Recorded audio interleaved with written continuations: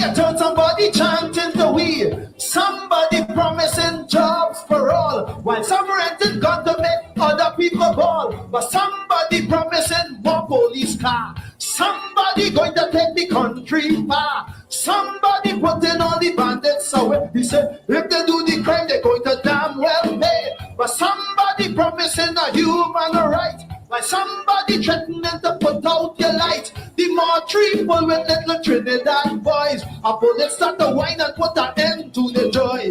Now the lion call for the mama to born, the Nike gone, the gold teeth on. You see the one the pocket full with blue silk, the one the statue drinking full green milk. The little red silk is not their true friend. The blue one have to extra north on the end. So a tag on the toe is now the ticket to hell. But look where we reach, well, and you're a madman, boy.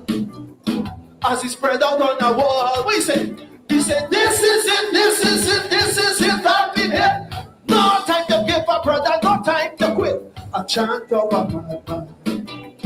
In this tale from a strange land, it was the chant of a madman, Lord, give me my only salvation. I say the chant of a madman, in this tale from a strange land. Maybe the chant of the madman, Lord, is the only solution. I don't know. Why,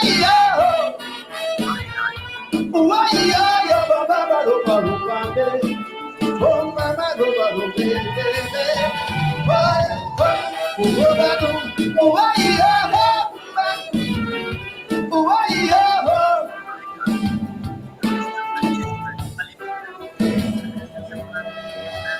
anyway, you got somebody chanting the weekend.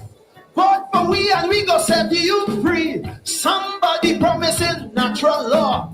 Fly like a yogi, end all the war. Seek inner peace, end all the pain. The same woman promising to go down again. Somebody promising to run all the bread. Somebody pushing a world-class head. Somebody clean out the weed well fast. Somebody cleaning out the weed well fast. But somebody letting the cocaine pass. Somebody letting the cocaine pass. Somebody letting the cocaine pass. Somebody letting the cocaine pass. Somebody letting the cocaine pass. Somebody letting the cocaine pass. Somebody promised to abolish the tax. Somebody promising to give we the facts. Somebody promising to clean up this land.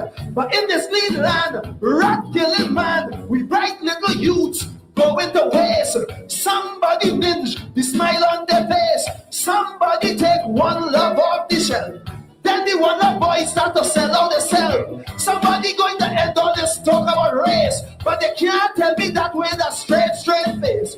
Big people dying, the crime can't solve. A madman rant is my only resolve. I hear the madman ball as he lie here on the way. We say, this is it. No time to give a brother, no time to quit. A chant of a madman. In this tale from a strange land, it was the chant of a madman, Lord, the only salvation. I said the chant of a madman in this tale from a strange land. Maybe the chant of a madman, Lord, the only solution. I don't know. Oh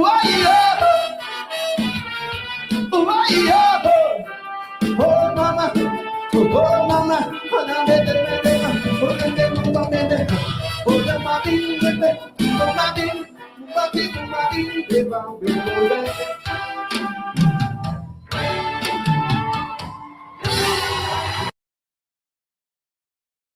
T-Mobile Home Internet is about value, benefits.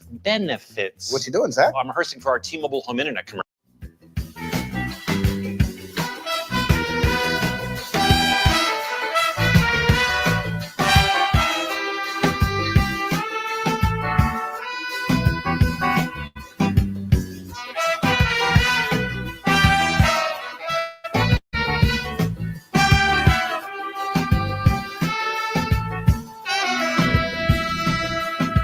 Vote for we and we will set you free.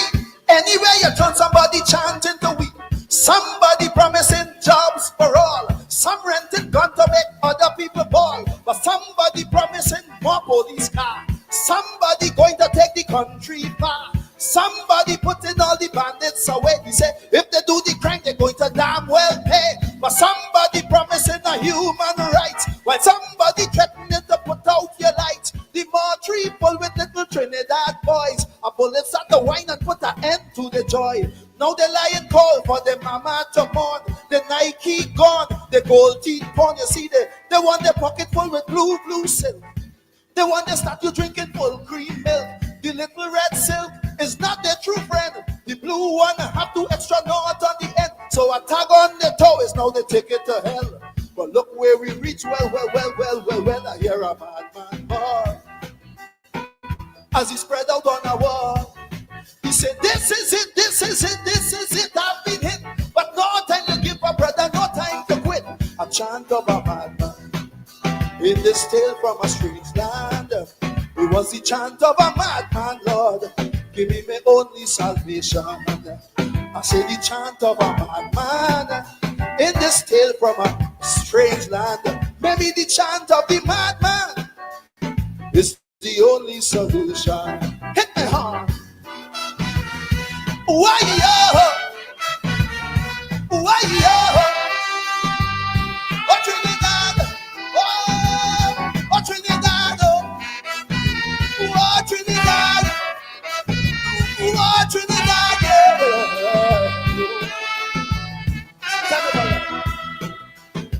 Anyway, you turn, somebody chanting to we. Vote for we and we gonna set you free. Somebody promising natural law. Fly like a yogi, end all the war. Seek inner peace, end all your pain. The same woman promising to go down again. Somebody promising to run all the bread.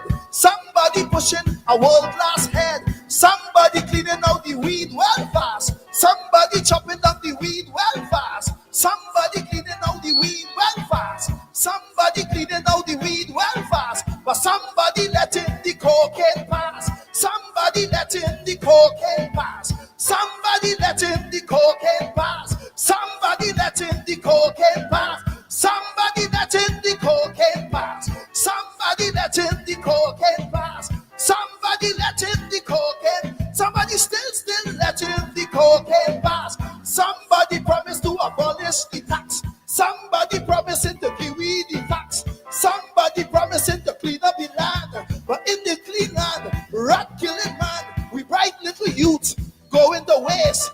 Somebody teeth, the smile on their face. Somebody take one love off the shelf.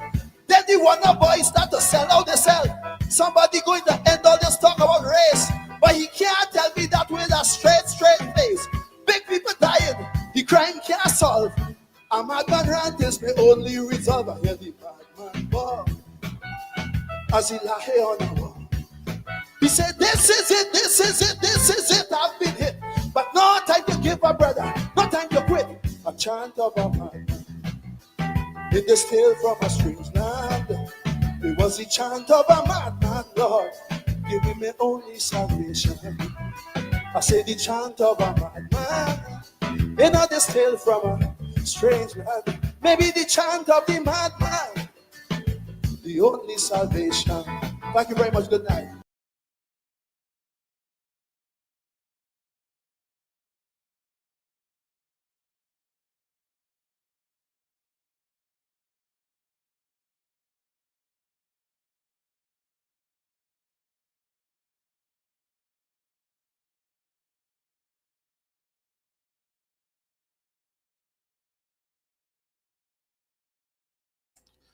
Somebody making the cocaine pass. Somebody signing the voucher for the Lamborghini. Somebody know that a little girl get murdered and the crime can't solve. A madman chant is beyond the resolve. A lot of PPP supporters just call me a madman. But maybe, as David Rudder says, the madman chant is the only thing we left with. Good evening to you and welcome to Politics 101. I am glad to be a West Indian for many things. I'm glad to be a Guyanese for many things. But that music, the Kaiso, the Calypso, I'm glad to be a West Indian for that. That ain't coming from Africa, you know. That ain't coming from Uganda. I love Africa. That's where my foreparents come from. That's where humanity started.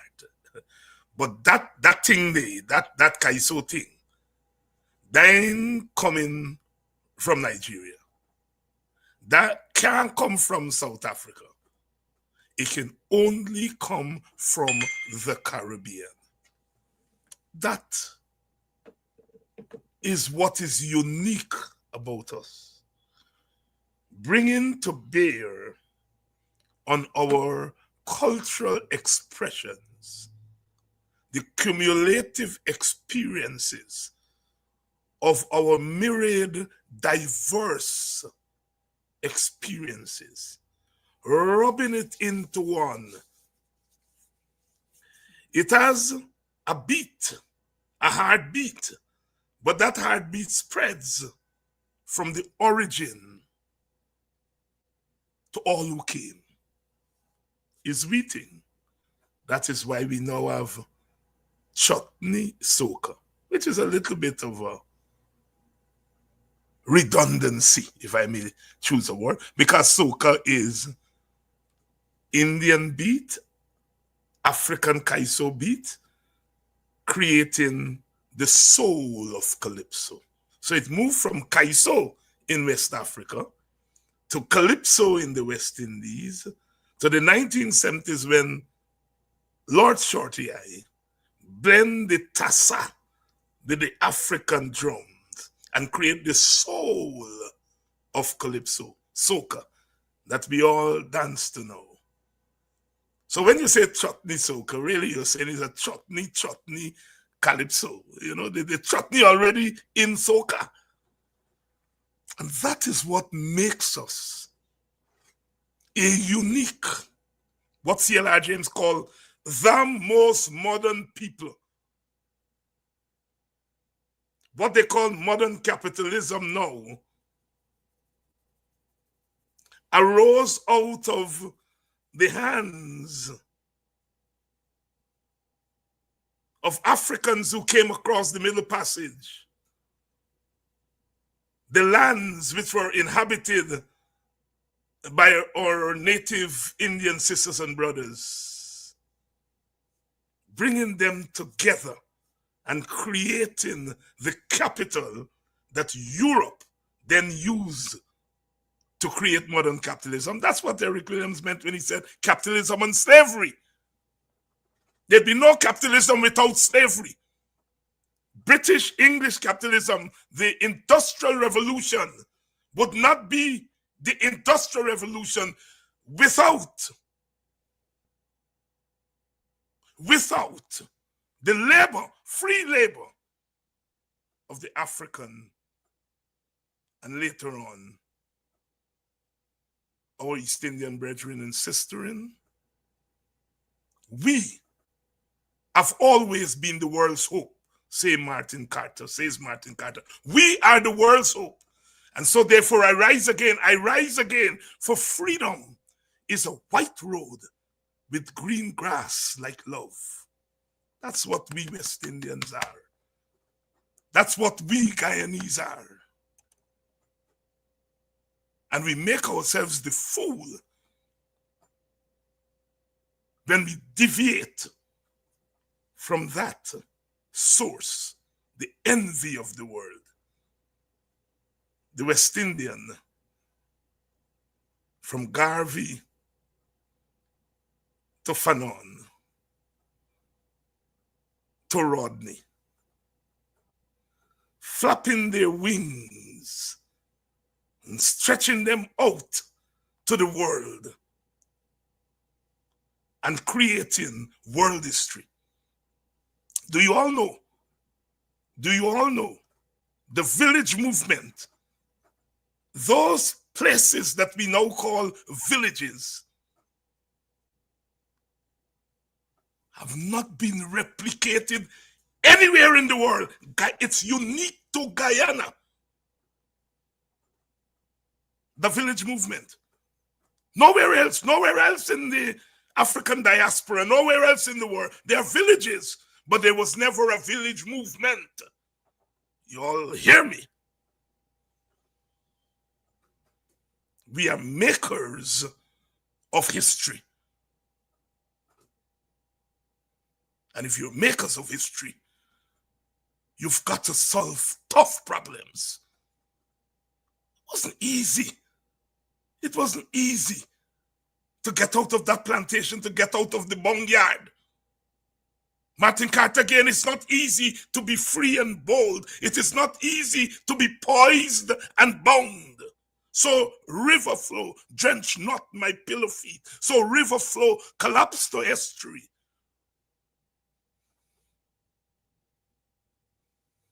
Only the world's hope. Hope only.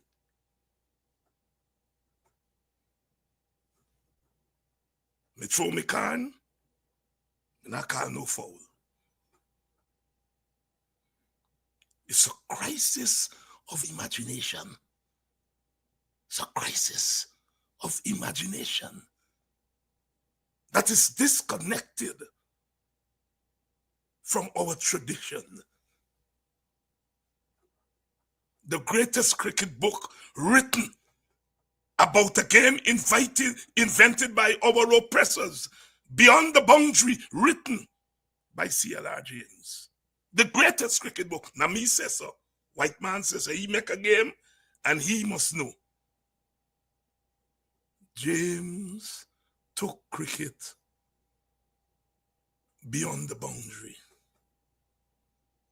Our politics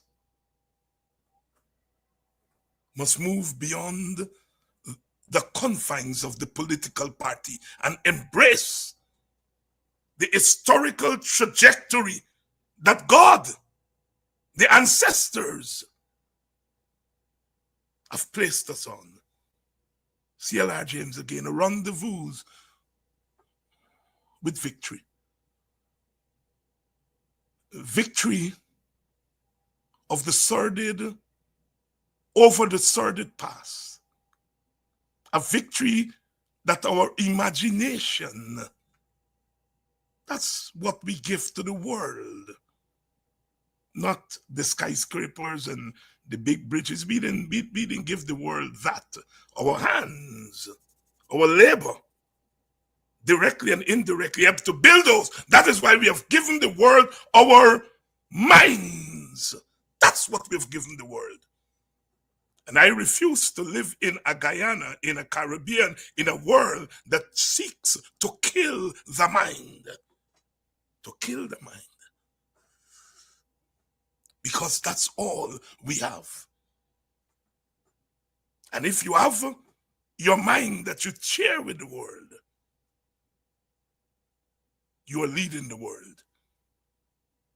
But perhaps we are more adept at leading the world than leading ourselves in Guyana. Me throw me carn, me na call no foul. I be there on them. I be there on them. But we ain't giving up. We ain't giving up. We ain't giving up. We have to hold together. Hold together, stand together. This is not about one party winning an election over another party. That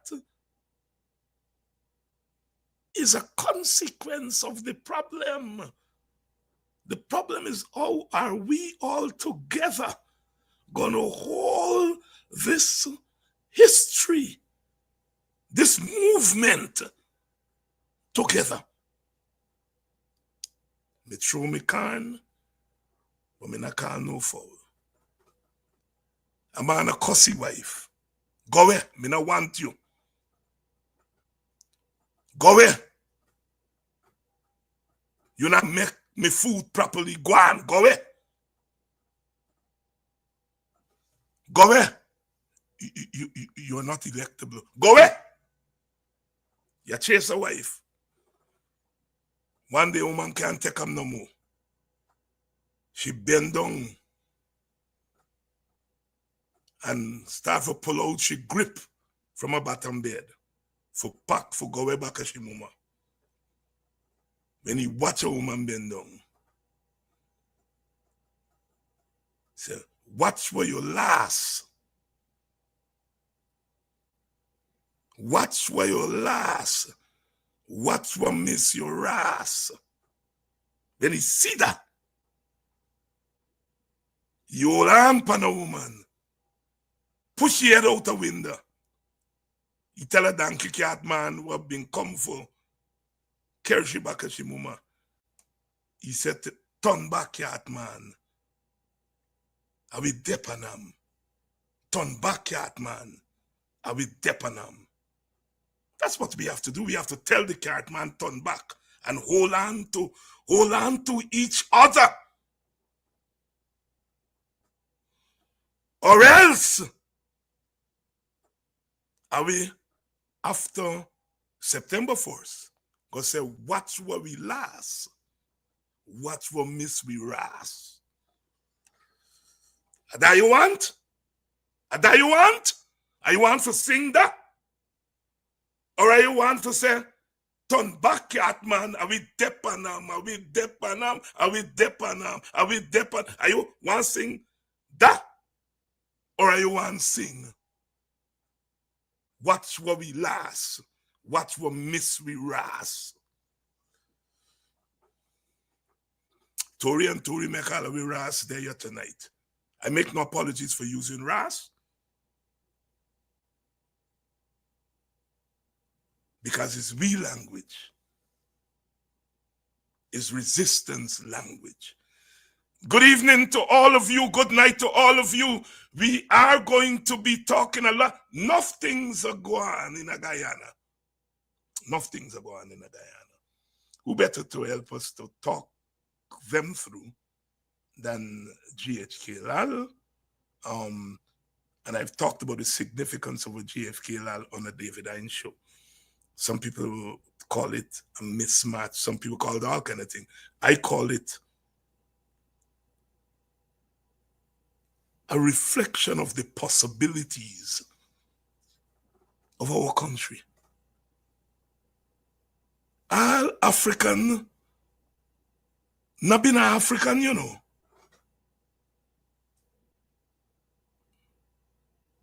They come from Africa as Karmanti, Yoruba, Igbo, Congo, Akan, and they turn African, starting on the Middle Passage. They turn black man, starting the Middle Passage. Our Indian brothers didn't all come here, you know, as Indians. They come as Hindus and Muslims and Madras and Christians. They became Indian in Guyana and the Caribbean. Not Indian as in the nation state India, but Indian as a transplanted nation. The process of creolization. Process of creolization. And so if we can creolize Indians coming from India and make them Indian in the Caribbean, or we can criticize Africans coming from their different ethnic groups, and they became West Indian and Guyanese here. And the Portuguese who come from Madras become Portuguese in Guyana. And the Arawak and Carib and Wapishiana and Makushi and Waiwai turn Amerindian. It's the creolization, my brothers and sisters.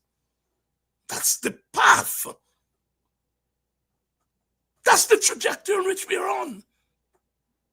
But we think that creolization has to mean you must become me, and me must become you, and I must forget that I am I, and I. So we want to get rid. We want the creolization, but we don't want the root of the creolization. Back to front. Back to front. The best creolization is a democratic creolization, where I is I, and you is you. And the I and the you come together in the context of self-respect, equality, and justice, and create a we.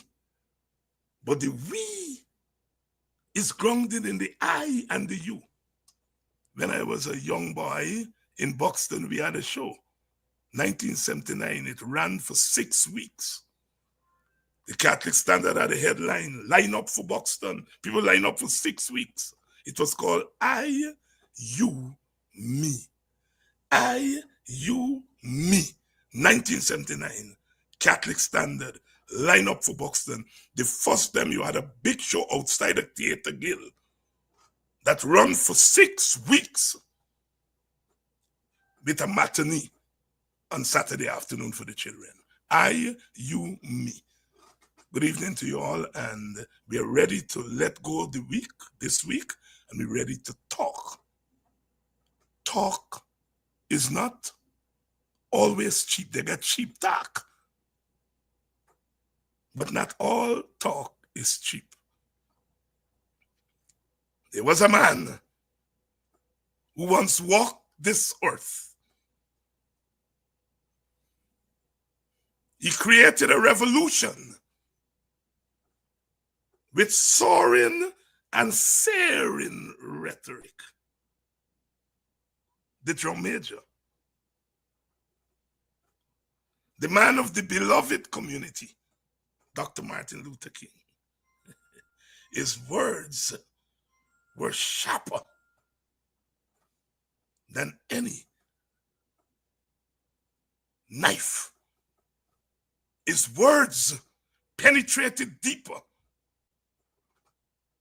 than any bullet. Words, oh words. Words are revolutionary. But there must be a revolution. You all are ready for me? Good evening to all my comrades and friends. Good evening to all of you. Good evening to all of you in the United States of America, the Caribbean, North America. Good night to those of you in London. London. The other man from a village named Samingo, he go away England. Like he see turtle a walk on them road in London. He come back a boxing and he tell this story. Oh, he been in London, and if you see how the turtle they walk, nobody interfere with them. Them little by game, the name London turtle.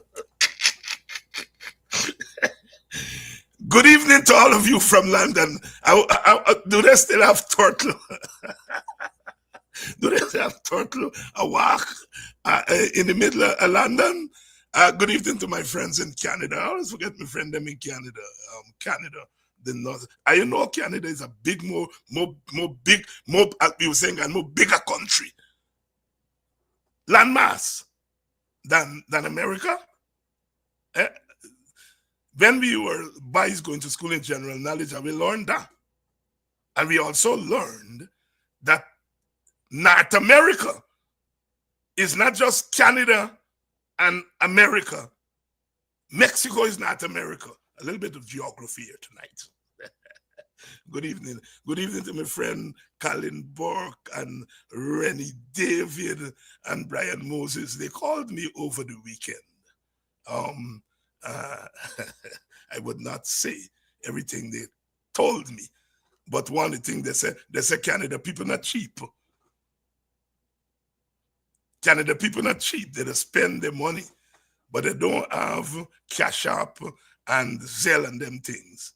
So we have to work out an arrangement where they can make the contribution. So Canada people not cheap. It's just that they ain't get the American story going on there. Good evening to all my friends in Canada, especially those who I went to school with, them boxing by and so on.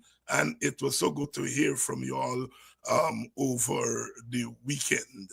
And I trust that you all continue to support us, continue to believe in what we are doing. Let me bring in GHK Lall. I've kept him waiting long enough so that you all can gather. You all too noisy tonight. Sit down. I sit down. Sit down. Who can sit? Who not get bench? I sit on my ground. I sit on the ground. GHK Lall, I hope I'm not embarrassing you with my bad speech. Good evening, everyone. You couldn't, even if you tried. How are you doing, my brother? I'll just open up to you for your opening statements. In all fairness, I have given my opening statement. Yes. Exciting times in this country. You know, we have a road ahead of us, and every time you think that this road can't get more demanding, it does, but it brings out the best in us. What are we made as individuals, and what are we made as a people? What kind of society do we want? I think that's what kind of quality of life we want here. And we're not just talking about economics. We are talking about the character of our country. And the character of a country is built by the people who contribute to it, who lead the way in principle, in the kind of actions that are trusted. People say, you know what, the man there, I can take a chance with you, right? The man that is stark straight. The man will look you in your eye and say, here, if I tell you I can do this thing, I can do it. And I think that's where we are. You know, I heard the Calypsonian, and I heard you take off on some rhetorical spirals. And I said to myself, this one here is going to be, it's going to have a trajectory of its own tonight. So let's see what we've got. Good evening, everyone. It's good to be here. I know it's Monday, but I'm here. And GSK, I'm so glad that you talk about character, you know? We all of us, we were born, we grew up in social stratified spaces. Whether those spaces were stratified based on skin color,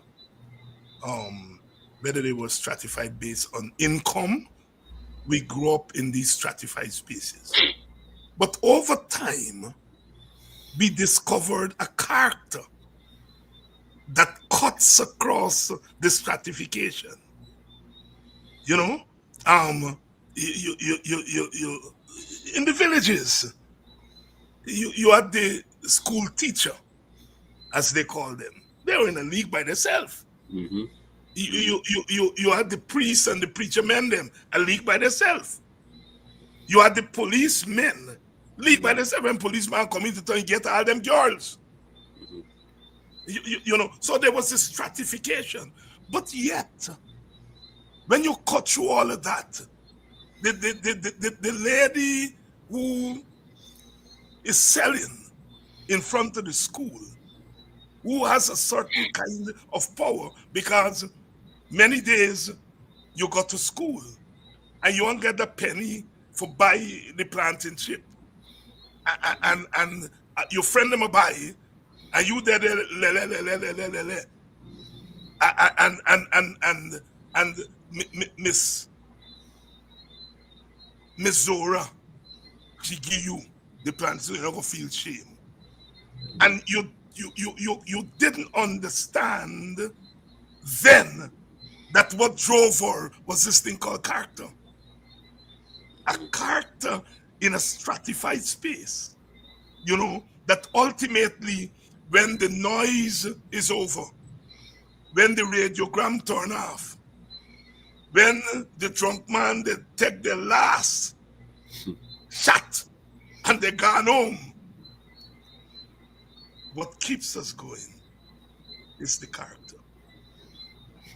Are you hinting that we need some big doses of character today? I think I'm doing more than hinting. I'm saying that if we are going to go anywhere, we need that caliber of character. We need that element that resonates long after all the noise is over. We need, after all the wrangling and the rowing, we need something to stick with us that says, you know what, we are somebody and we have some place to go. And by God, we are going to get there because we've got righteousness. And I don't mean that in the religious sense. Our cause is right. Our roots are or were in the right place. And I'm here and I want to make a contribution towards getting to that place where this society that has so much going for it should be. Look, we could talk about party, and we could talk about ideology, and we could talk about history, and all of those have their relevance. But it's me and you. And when I say that, the people listening here and the people not listening here, who are going to contribute in various amounts to what we're going to have as a society. Look, we could have all the mineral wealth in the world.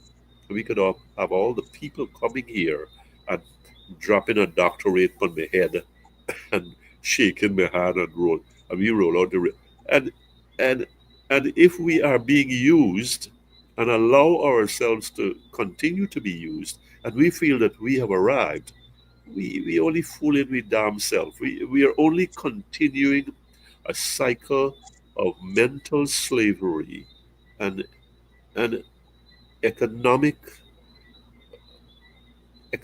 depravity that should not be, because we are better than this. The assets we have should empower us to think higher than this.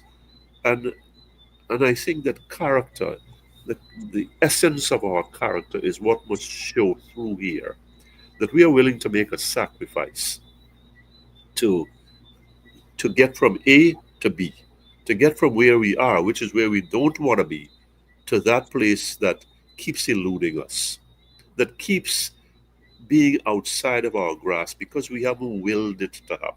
We need a nucleus of people to say, well, damn it, I don't want to deal with this anymore. I want a different country for my children to grow up. I want a different country for my golden years, silver years, whatever it is, to be spent. How long are we going to run and go to a place and live in a basement or start over in a basement where we are looked upon not even as full people? I mean, how much more do we want the people in Washington to tell us, listen, you could come here, but we can tolerate you.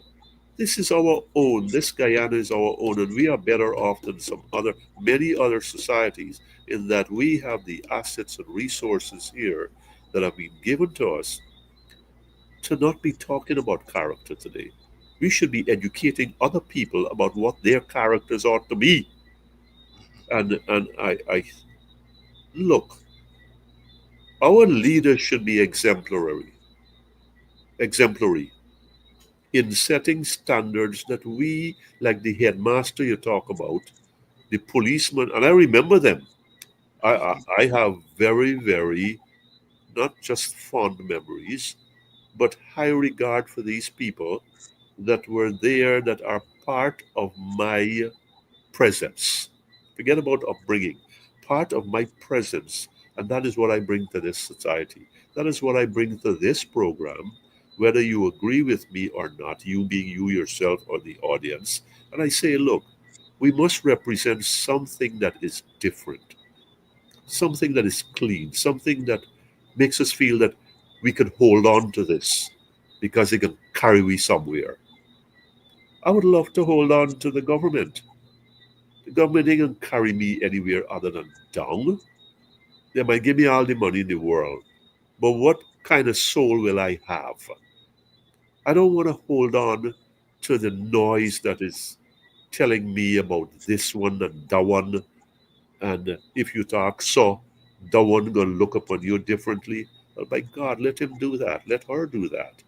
I We got to stand for something that is revolutionary in this country. We guide along passively and docilely and saying, you know what comes to do?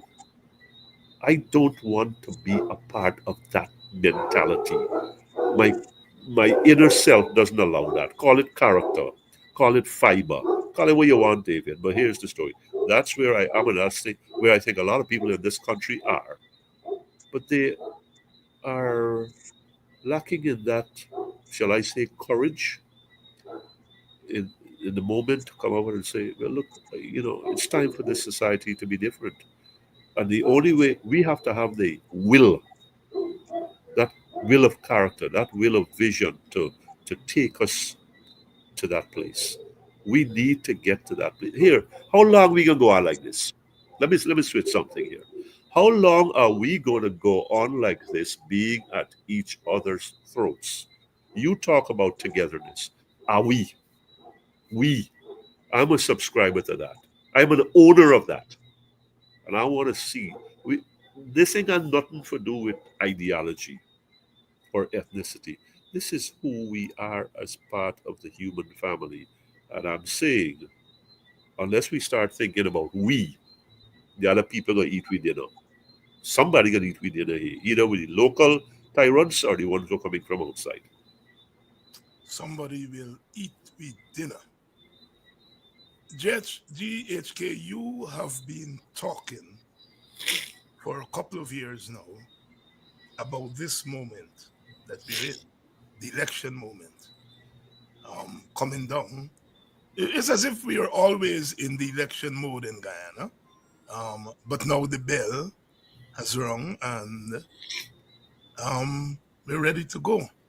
But yet we haven't really settled some outstanding business that need to be settled before we go down the home stretch. If you're doing a 400 meters, we know the race comes down to the last 100. If you're doing the relay, it comes down to the man who run in the last leg or the woman who run it. But what he or she does in that last 100 meters is dependent on what happens before. From the time you hear bow and your mark gets set, go. We are in this moment, but we are still not certain. We're not certain about the rules. We are not certain about the contestants. Is this usual for an election, or is this a Guyanese thing, GHK? I think this is a Guyanese thing, and this is something that we seem to want to hold on to. We have been talking about elections before GCOM in the public space, and it's been, well, there are some things we have to address here. We've got to face them square on and say, these are our problems, these are concerns for us. Biometrics, voters list, those are the two that stick in my face. And I think they have legitimacy. And I think that bell has been rung, that drum has been beaten over and over again, that if we really want an election that is credible, that the electorate can trust and say, you know what, the results are the results, and they speak about the will of the people. I could say that's something I could put my shoulder to. But when we go in with these biometrics is not a huge, is not a little thing. It is meaningful because our contests have been so controversial before and after. Bloated lists seems to have dogged us for decades now. We should not still be talking about this, and because we've started talking so early about these things, even before the first 300 meters of that 400, 440, whatever it is these days. We were talking that before we lace on with shoes for go down for the one knee to get down with the blocks and say get set. We were talking about that before. Therefore, some sort of interest, some sort of time had to be set aside to say, let us look at this thing together. Don't tell me about what's wrong with it. We already know what's wrong with all of the systems that we have. We can't stop rowing about the last one and the one before that, and who didn't do it right and who get it wrong. Because we know those things, we know how polarized our society are. It is imperative. This is not a luck and chance thing. It is imperative that the people who can make the decision say, in the spirit of togetherness, let us gather around the table and sift through this thing and come to, before we get to a conclusion, let me come to a consensus. I don't think so much as sharing the difference or splitting the difference. I'm saying, do we need biometrics or not? Do we have a list that all of us can say, I could put my head on the block for this, or it's as good as we are going to get? Because we are far away from those things, we need to say, let us take a look at it. Let us look at how we can implement this. If we need more time, then that time, it's best we have a delayed election than we have one that's on time and we roll with it all the other time after. Or because now we've had oil in the mix for 5 years and we see what oil can do for the few, the many are saying, the multitudes are saying, well, I can't let what happened to me for another 5 years. I think this is where this comes down to, and we've talked about where this society is perched and perched precariously. I think we've got to give some credence to that and some recognition to that. I am seeing and hearing, and it can't be me alone, where this society is in response to, in respect of the murder, the death. Here, don't tell me this picnic drunk by itself of an 11-year-old, right? I've never used that word before. I'm going to use it here tonight. This was not an accidental death. This was not a random death. This was not a self-inflicted death. So, if we have the society on edge over that, when the national pie is in contention, and we go into it, with all these yokes around our neck, all these albatrosses around us, then what are we asking for? A clean election, a result that could be accepted? I would like for the government to say, Mr. Opposition, Mr. Dr. Hines, sit down across the table and let me talk. Put all your things on the table. And we go through them and say, here, the two biggest one is this, or the four biggest one is this. Here's how we're going to deal with this. And we arrive at an agreement there. We sign off. After that, we ain't talking no more about what's wrong with the election. We're talking about let's go forward, put these things in place, and have an election, and the results will be the results. That's where I am with this. So 3 months, is it 3 months now, or is it less than that? Towards this, this election. And we don't have it right. We know that we don't have it right, but we are not making the moves to get it right. We are not making the moves to get it right, GHK Lall. GHK, you know, I have been observing Guyanese politics now for over 50 years and also participant at some level. I have never, in all of those years, seen an appetite for unity, at least in half of the electorate. We have been talking about power sharing, united this and united that, all these decades. I have never seen the appetite that I've seen among opposition supporters for the coming together of the opposition groups under one banner. And I want to repeat that.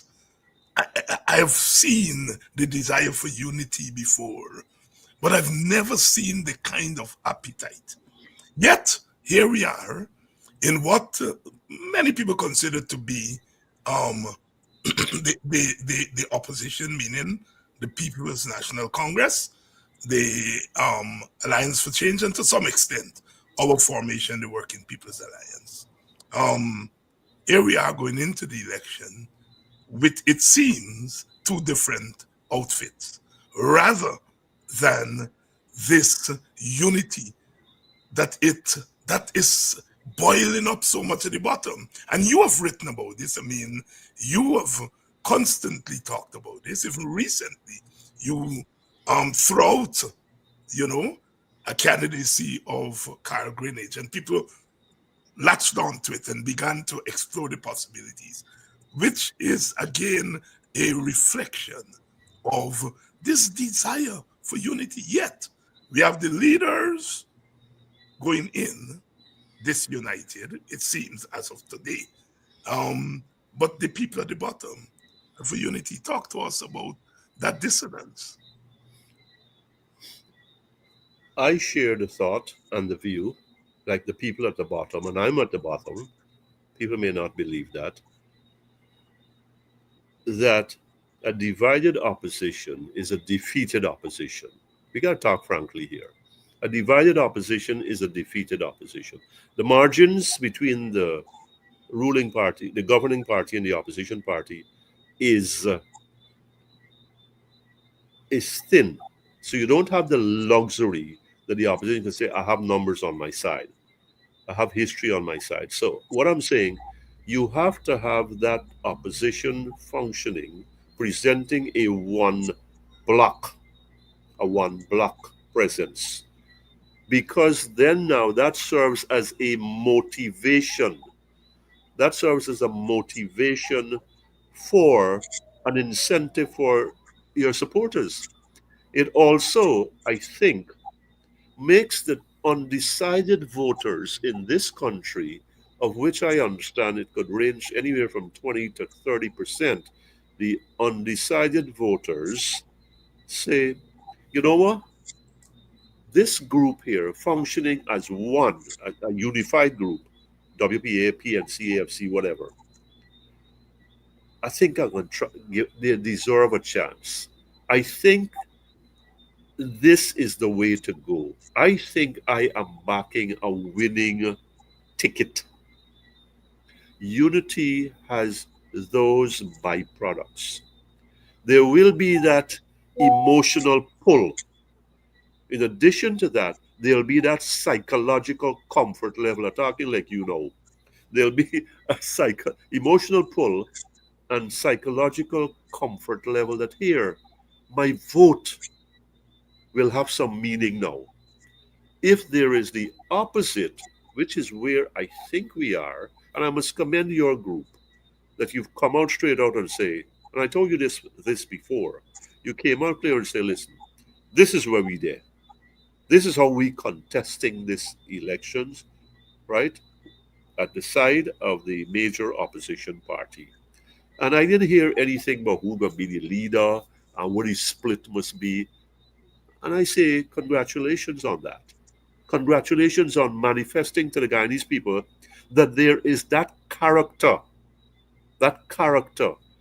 to submerge or suppress personal personal ambitions or vision and say, we are doing this for the greater good, for the better of this country, because this is what we dedicate our life to. This is why we go out and put we things on the line. So unity is not just a buzzword.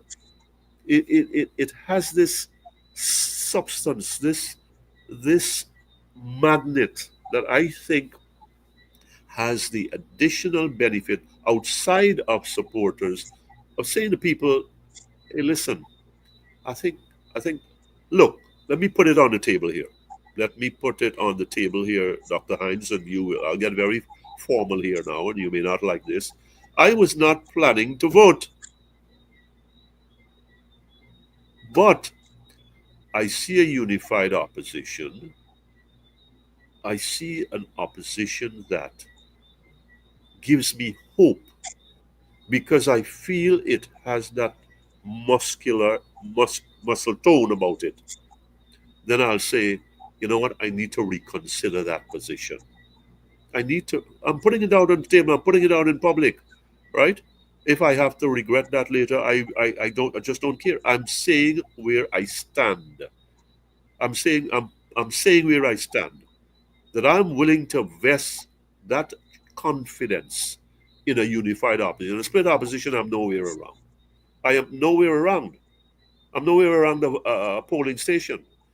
But so think about why I mentioned that. Think about what that could do for other people are saying, well, my is better I stay home. Because, a divided opposition is really a wasting a vote. Yeah, a wasting a vote. So might as well stay home. That's the worst thing that can happen. And I think that is why it is so obligatory that the opposition gets its act together. We got till July 14th Yes, to that's get nomination day. nomination day. To get it might look long or 5 6 weeks, but I think that has to be well along right now, and people have got to suppress those other considerations and say the people of Guyana need this now. We have raised our hands, therefore we must do more than raise our hands now. We must step forward and show them that we can be unified at our level, so they must be unified behind us. I think that's worth its weight in gold. I don't think that there is any other consideration that could trump that, or that, because any other consideration is going to undermine the very effort that you're putting in. GHK Lall, I think you hit the nail flush on the head there. It is that voter who is not inspired on anyone, but the combined opposition says to them, there's a possibility of taking this country at least one or two steps forward. And I hope my brother and sister leaders are listening. I hope their supporters are listening. GHK, we had over the last week a slow march, but a march nevertheless of some supporters from the opposition, mainly members of the opposition, mainly the PNC, and mainly what we may call second-tier leaders, endorsing Irfan Ali. They're very careful. Not that I'm joining the PPP. I'm endorsing Irfan Ali. But we know in Guyanese language what that means. Some people have rubbished it and said, well, good riddance to bad rubbish.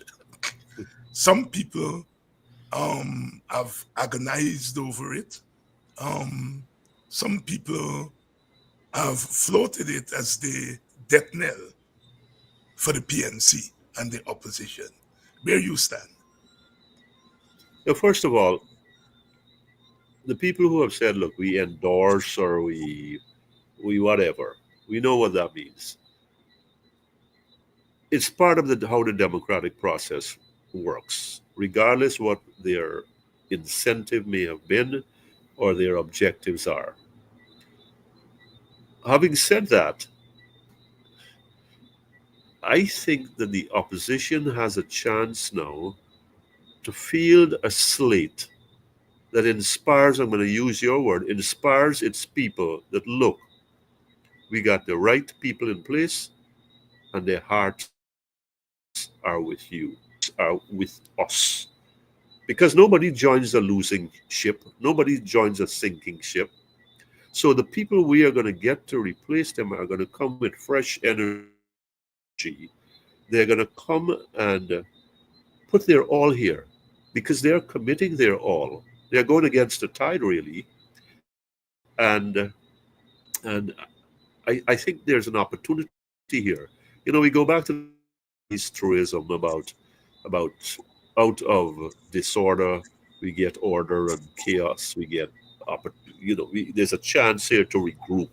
So that being considered, look, yes, it's from the PVP perspective, the opposition ranks are crossing second tier or whatever. But by God, are you so desperate that you need the coloration of the opposition? You need you, you need one or two or 10 or how many to cross that floor, as we say. And what message are they sending to the people that they were once going and shaking their hands and saying, you know, we are with you, we are for you, we are going to go to bat for you? What has happened to all of that? So how do anybody trust these people anymore? Having looked, again, I go back to character, having looked at a poor man, a vendor, people selling saltfish and bake on the road, and say, I'm looking forward to your support because I really need to see you go to another level. You get a bigger stand. You're hiring people and working for you. You got two stand, or however that's translated or conveyed. And then you turn around and all the time, all you're doing is looking out for yourself because the other man got the purse. Because the other man could offer you something that is going to carry you up the ladder. What are you in this way? We can't be in this. Look, you, I'm calling you out here. Well, I ain't calling you out. I'm putting it on the table. You do your work in Arizona. You ain't doing what you're doing here for money. You ain't in politics for money, right? I think you're in politics, and that's why I'm on this program, because you feel for the people. You feel for you people. Some of them say you feel for black people. Well, I don't see anything wrong with that, right? I think that you at least, and you're open about that. Don't tell me you for Alawi, I'm talking generally now, Alawi, and you really are a goddamn hypocrite, waiting for one people and hanging me up by where, and got me hoping and stretching out my hand for any blasted, scrap a piece of bread that you don't want to eat that you give me. Here, we the issue of character comes back here now. When the going gets tough, the weak gets going. And that's what happened here. We got to get people who are of a caliber, who are of a character, of a strength that say, we can fight this thing through. We are going to fight this thing through. But then again, there's another side of this, David. The PPP has a knack of singling out and going after people who are buyable. You think they'll come to me? You think they'll come to you? Mm. No, man. They got to people who are buyable. They're for sale. Y'all pardon me here. You use your words. I can use me thing. It's like them people who are just selling themselves on the street in the evening hours, right? They have prostituted themselves. What you're engaging in is political harlotry. Now, understand this. You got a right for do that, right? As I say, this is how the democratic process works. But, and I stay there, but when you abandon your people, when you abandon your conscience, or when you sell your conscience, when you barter your soul for what? A pot of soup? Eh? You abandon it for a pot of soup? You using carnal all the time. a corn on the cob? Is that what you're worth? Is that what the people in this country are mean to you? Whoever you are, whoever you are, you've done this, or you're going to do this, or you're thinking of doing this. Look, man, yes, the people got all the money and all the incentives and all the attractions, but I think we got to stand for something and show the ordinary citizen in this country, of which we came from, that we are with you. We feel your pain, so therefore we're going to share your pain. As hard as it is, as uphill as it is, as difficult as it is made, we are going to share that because we feel we could offer something better. We feel we represent something different. And that's where I think, and all of this comes right back, the unity, the character, the vision, the suppression of ambition, the willingness to sacrifice, so that we have a better country. If all of we run and take what we get, we who are the spokespeople, we who are the writers, we who are the people that are looked at and say, if only we could take he out of the equation, then they ain't got nothing. Then the people ain't got no voice. The voiceless have no voice, and there's no power speaking for the powerless. This is where I'm. You gotta think before. I don't think any of the people who cross the floor, they're so bad. Things are bad with them. They're so hard up that they had to go and do that. It's because they want the easy way out, and they want the quick riches, and the being close to the how the money is being parceled out. And we are seeing some of that playing out with this tax business. But that's where I stand with this. I have only utter scorn when things like these happen, right? Look, I have to call it as I see it. You have to call it as you see it, and there is that instinct in ourselves as Guyanese, as Caribbean people. There is a part of us that always calls it as we see it. GHK, you were here last month. The story of Adriana Young had just broken. We are now 1 month, I think 5 weeks on. And in this small polity, this country of 750,000 people, this mystery has not been solved. It has now gone international. The government could not do what all governments should do. Is to deal with the welfare of people, including children who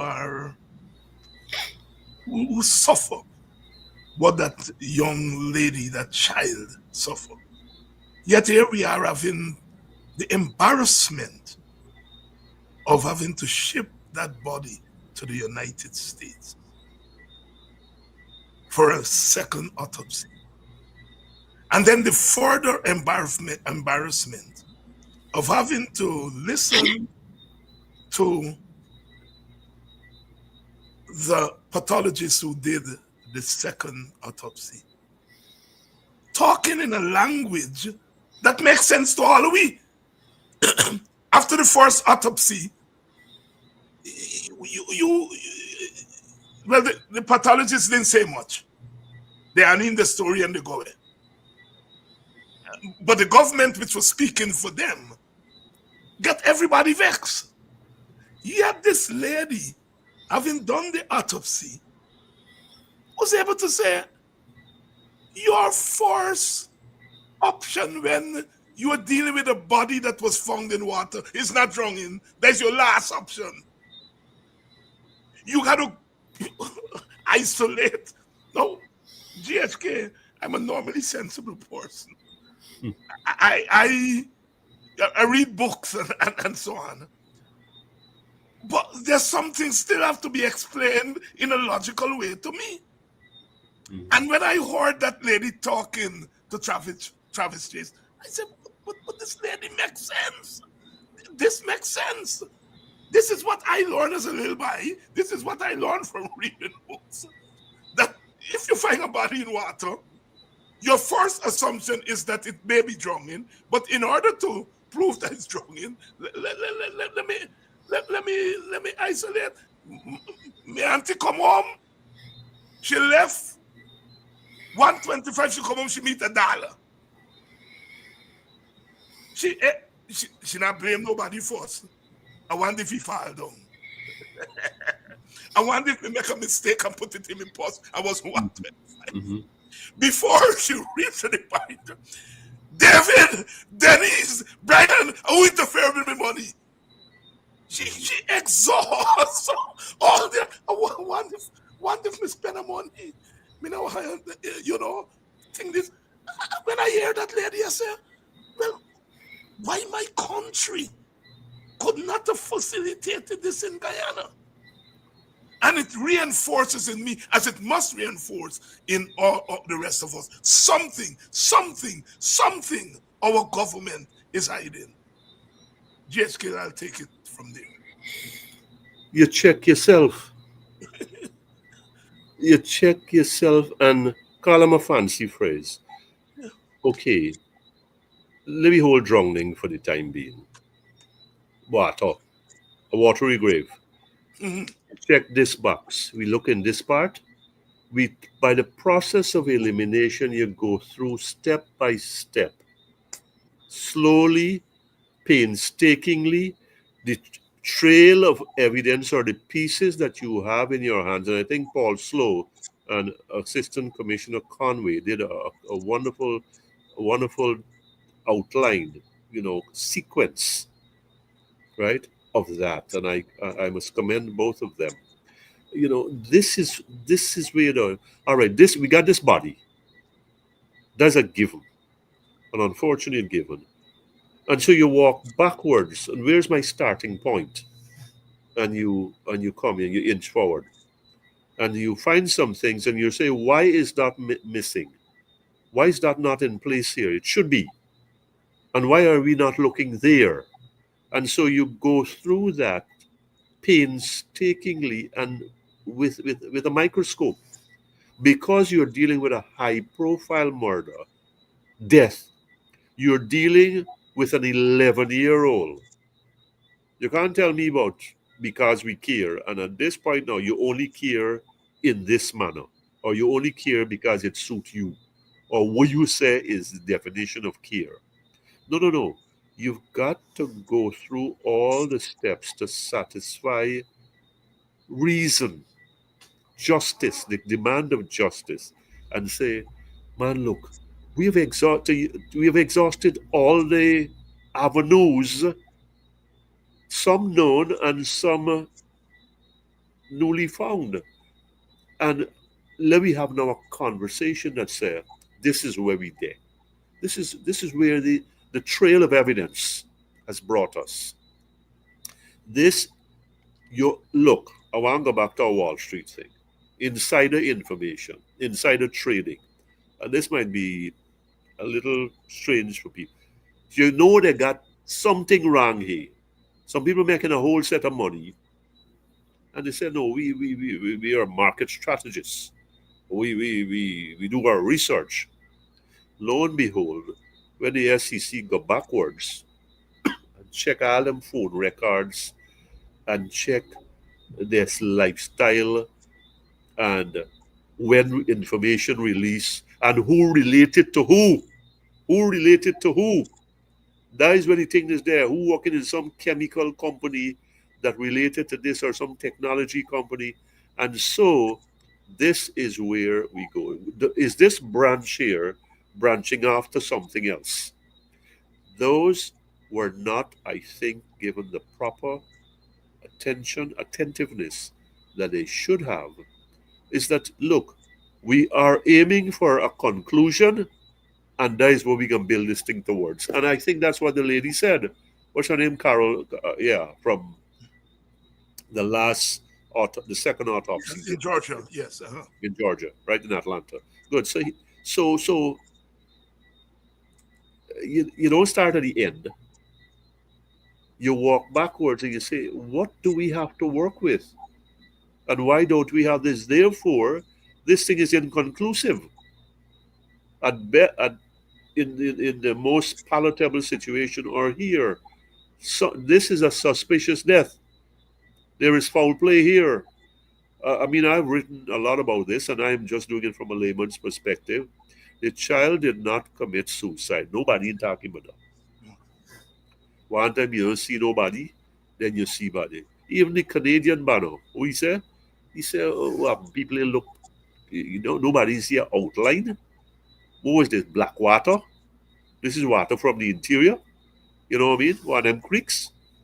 So you're adding, to use Akbar's Justice Akbar Khan's famous words, you're adding darkness to darkness.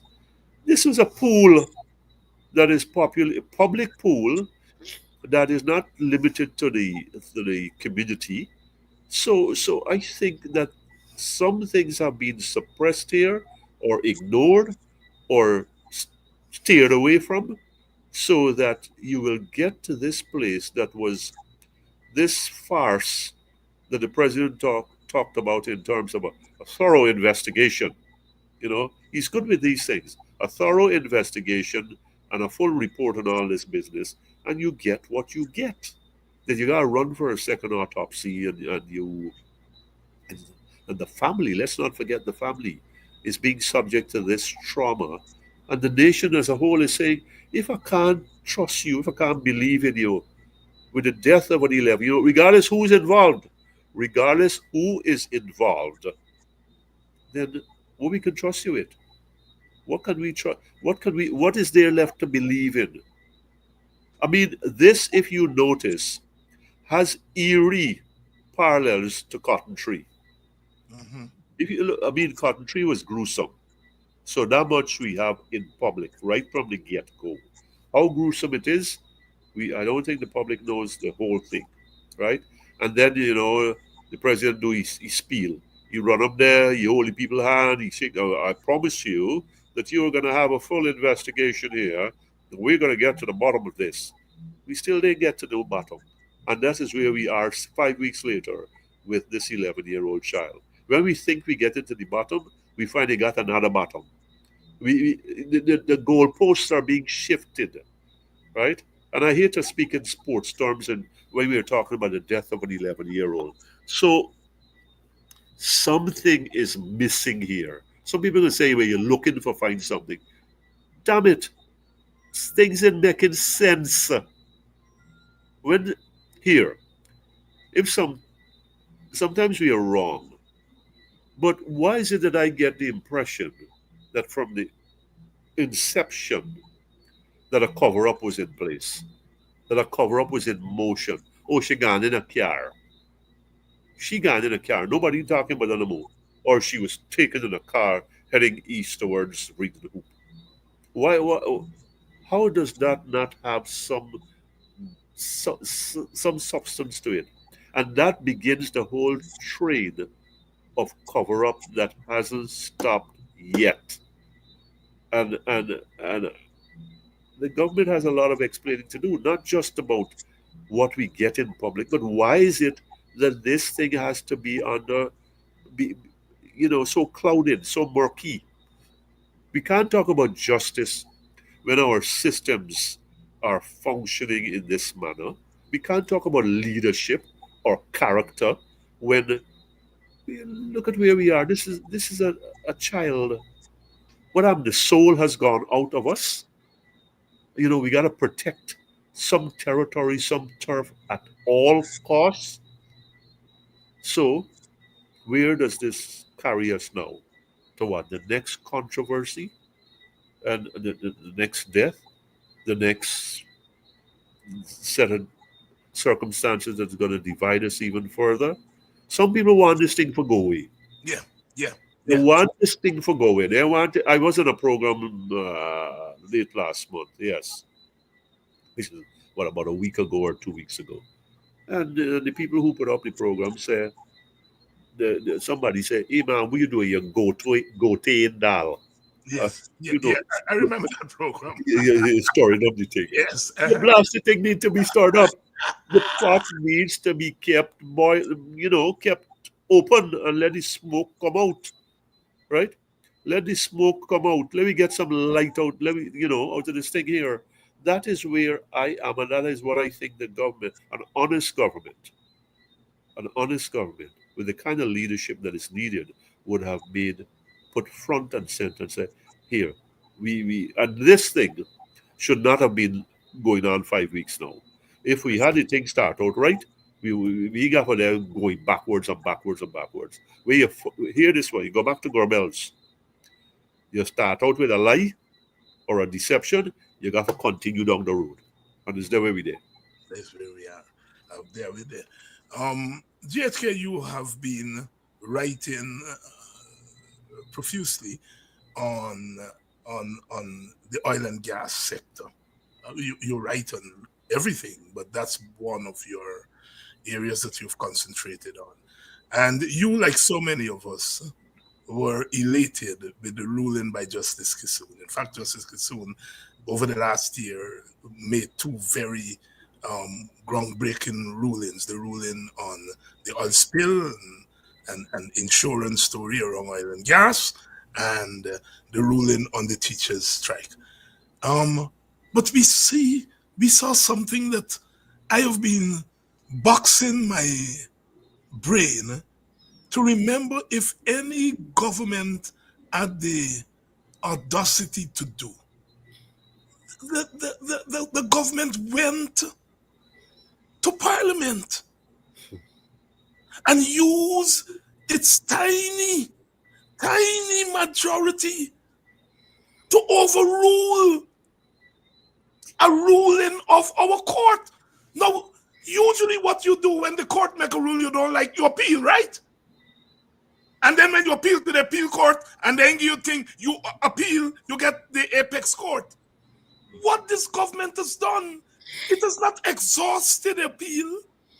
It has gone and used a slim majority in a winner-take-all system to overrule the judge.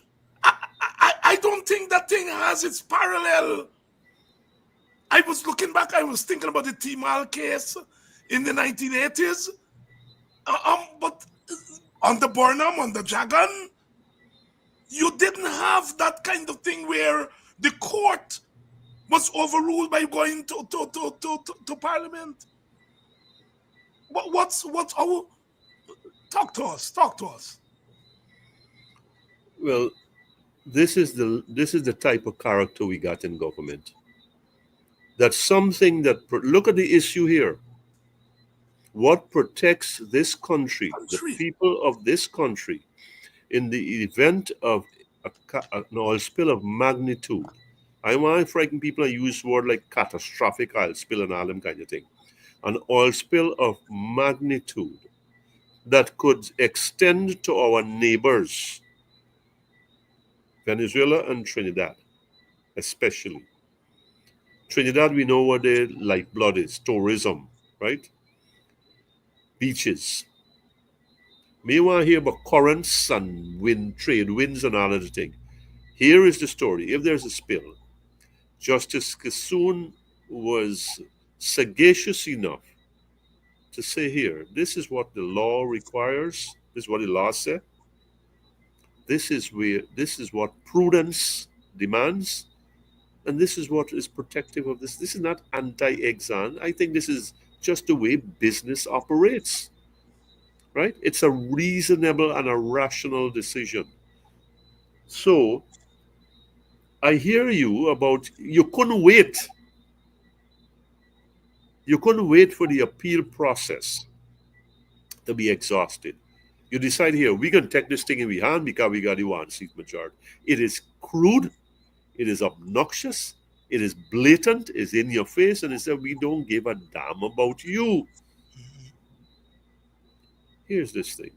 The Commonwealth Lawyer Association is 600, I think, members. Academics and lawyers and law societies. Say, hey, man, this thing got implications. This thing got implications. That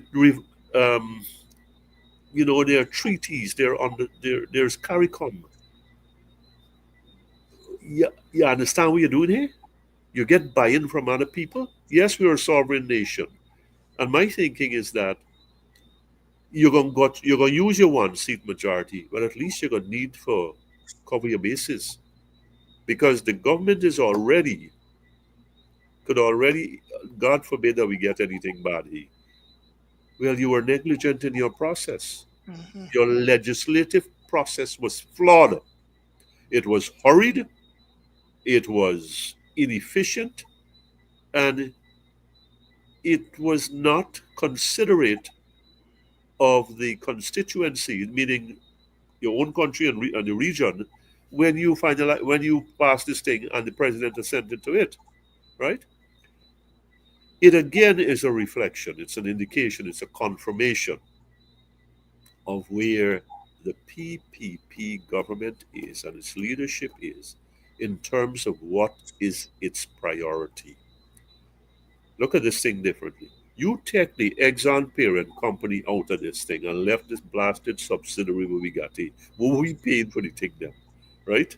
As Vincent Adams said, what we pay for it is that's where we have money getting knocked out 75% from the top. Every barrel of oil that go there.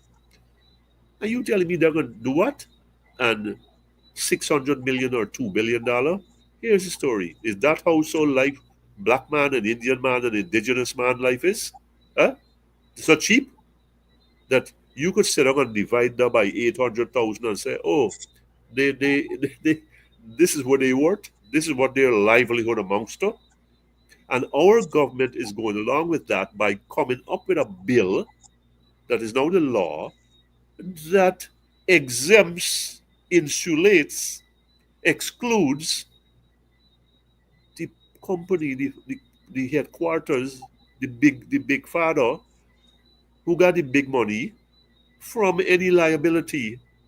Any liability. And just like how I say the private sector has a hand in our budgets, Exxon had a hand in the thing, right? This is a new kind of slavery here. This thing here that should be so advantageous to us, this oil wealth, it has become an albatross around our necks because the government taking it and using it to subscribe to kowtow to every command that the white man wants. We gotta call this thing for it as it is, that Exxon wants. That is like, here, take we out of the thing and scratch them out, they gone out. I don't know how the Honorable Attorney General, Mr. Nandalal, could face himself in the mirror and say, he do it, this is good for Guyana. And everything else out there is a lot of noise. Every day this man falls in my estimation. Maybe that doesn't count in his book. Fine. But he got some kind of character that says, hey man, this is me own people I given up. Is this my own people I given up? I don't want to weigh probabilities. Some parliamentarian got to jump up and say on the government side and say, or a couple of them, listen, I'm going to deal with things that are domestic in nature, but this thing, the implications of it, the potential consequences, the dangers, the costs are so unthinkable that we need to get these safeguards in place. And the safeguard in place means ExxonMobil, who come in here with the contract and carry away everything, they need to have they need to be in this thing. You can't just tell me the subsidy. Here's this. And I want to hand over back to you. In 2016, when the coalition government signed the oil contract, hell break loose. Oh God, the opposition sell out, the then government sell out the country. What has the PPP did last week, right? Last week. What did the president do when he assented to that oil bill on Saturday night, Sunday, and that makes it now the law? What has he done? Has he not just hung the specter of bankruptcy for generations on this country's head? if something were to blow up, God forbid, out there? Why even test the fates? If it don't happen, everybody happy. If it happens, we got a system in place. We got a protection in place that we necessary. How does the government? How does government go to the polls and say, "We're looking out for you. We got you interests first, and we have done." When you go and the objective of this bill now law was to reverse, to nullify, neutralize, and render null and void in all them fancy language this judgment by Sandil Kisu. Judgment by Sandil Kissoon, GHK Lall here tonight, really weighing in on a number of issues. GHK, as we go out tonight, your closing thoughts.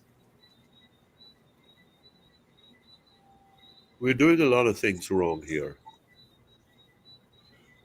The opposition has to get its act together, and it's got to do it quickly. Inspire the people. Put your heads together. Bring them together. The government is doing wrong, blatant wrongs, and marketing them to you and I, to this entire country, as being, the best thing that could be done for the citizens of this country. Hell no. No. What this government is doing is what is destructive to the interests of the people of this country today and the generations to come, because all of its promises that it made when it was in the opposition, it has walked them back. And now that it's got challenges in front of it, like a judge's ruling, it walks over it by going to Parliament and say, well, we're going to make the law that negates what the court does. What happens about the separation of powers? What happens about the courts being the final arbiter of what should prevail here? I mean, we say we respect the law. Show me some of that. Show me some of that in the law and order, in the Adriana case. Give us some indication that, look, we are for Guyana and the Guyanese people. Everything that is done here by this government, almost everything, it's like it's got some catch to it. It's got something that drives a hole in our back, right? And leaves us worse off than we should be. And at the same time, you're telling me, hey, I's your best friend, I's your best friend. I joking you. I chopping you off of the knee. And I turn around and tell you, I looking out for you. I mean, we've got treachery here that is beyond treachery. We've got people who ain't got no standing in my sight. I mean, you could smell them through this computer screen. They're that diseased. They're that far gone. Come on, folks. Show that you got some humanity in you. Show you got some decency in you. We're talking politics here now. We're talking about doing right. You can't get an I'll spill bill. You first of all, you can't adhere to a court ruling. We could quote all the citations we want about this and that and the next. Get down and do that. Do that. Adhere to the court ruling and leave the law alone, and don't desecrate Parliament like that, which is another conversation altogether. Our highest house is made to look like some whorehouse.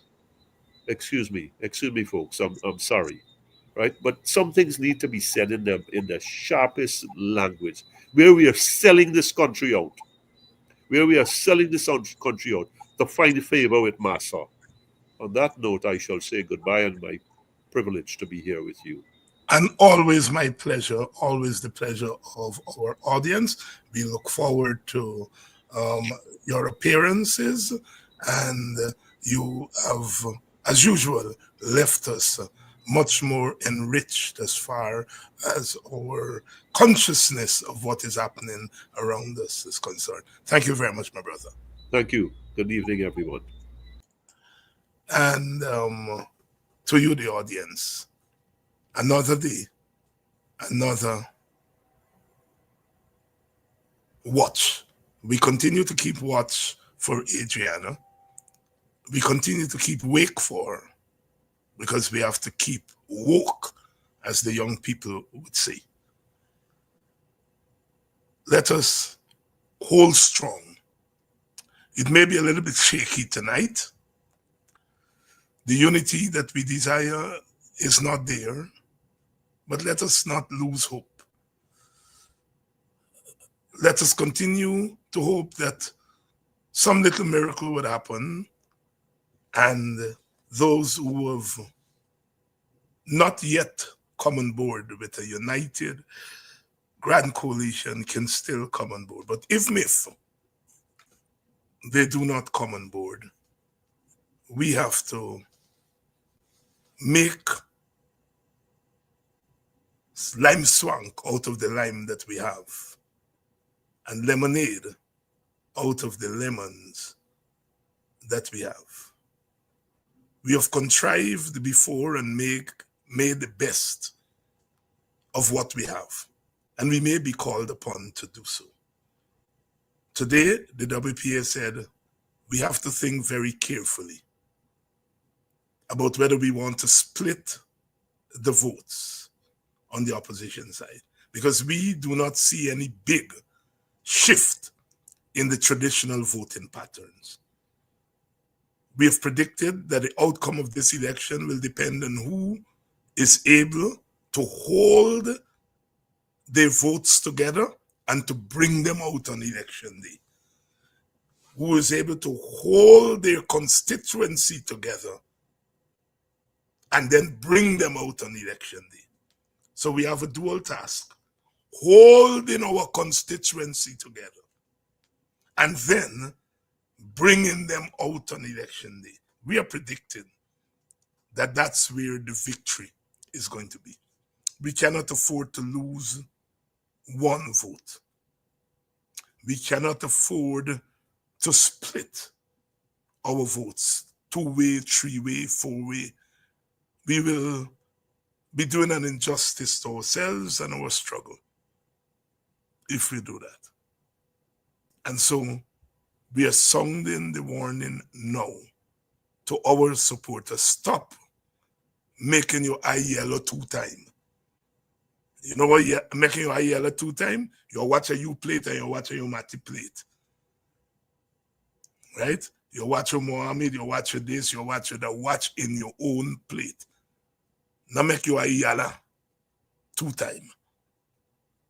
We have to learn some hard truths about politics. At the end of the day, we predict that the Indian vote is going to remain solid behind the PPP. We don't care how many Mohammeds come in the race. I'm not saying that the Mohammeds may not, pull some votes, but ultimately, we predict that the Indian vote would remain solid behind the PPP. Where does that leave us? It means that we have to make our votes remain solid behind us. And when the PPP is telling me, who is their opponent, that I must go and campaign in the Indian community, I laugh at them because they think I'm stupid.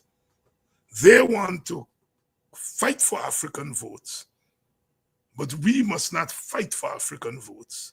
We must not protect our African votes. We must left the foul pen open and go and look in somebody else's foul pen that lock up. I will peep through keyhole while I with this door open. That is stupid politics. And so we understand the excitement and the movie feel behind the Mohammed story and all of that. We understand that. This is modern day movie story. The president, when name say, me get the email for sure that is you clear the Lamborghini. And he said, well, you lie. Movie story. That is not going to shift many Indian votes, I think. It is not. it will more resonate with African vote, because we have been saying that all the time, that the government facilitated the Lamborghini and plenty other Lamborghini. We know that on the African side, the opposition side. So that will move us. It will move our people. It will move the other people. It would move the government support base in any significant way. And I know black people like movies. I know black people like the underdogs. And Mohammed, in this case, comes over as the underdog when it comes to the PPP. But I'm telling you all, Mohammed got secret for the PPP, and the PPP got secret for Mohammed. let her fight the story out. All you better concentrate on consolidating our votes and moving the turnout rate from 75 to 85. That's what's going to win us this election. And remember, we're not fighting just a normal election. We are fighting against rigging. We are fighting against rigging. So we're fighting an election and we're fighting against rigging.